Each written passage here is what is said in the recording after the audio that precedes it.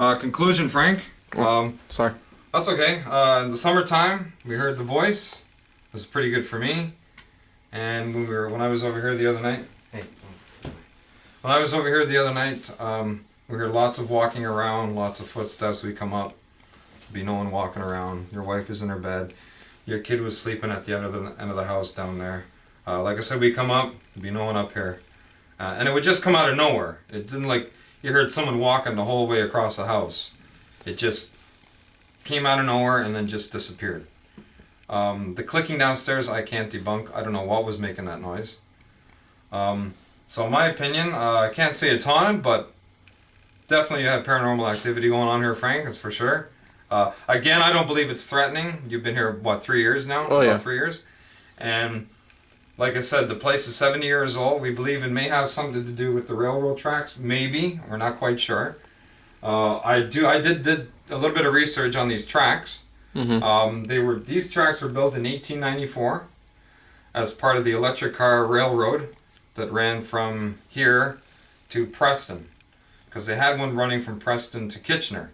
Yep. And then the people were going, oh, how come we can't have one from... And I was thinking, those are the days.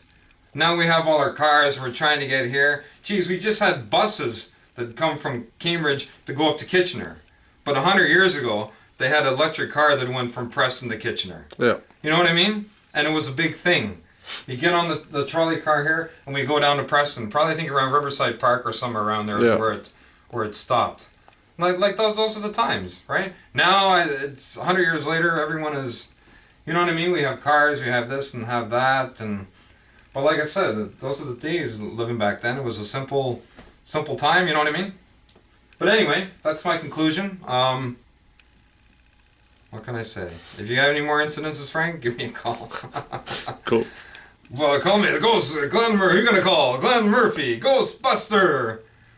But we're gonna try and do some research on the house if we can, and see. Now you said you've had the man in the white beard. You've had dreams. Yeah. You haven't seen him though, have you? Not Has really. Kyle seen him in the white beard? Yeah. Okay. So dreams again. Who knows, right? What that could be. Something's here. Maybe it's trying to communicate with you. Maybe it's residual. It's hard to say, really. The voice sounded intelligent. The footsteps, possibly residual energy. It's hard to say. But thanks for having me over, Frank, and thank you. And there we go. That's my conclusion on Norfolk.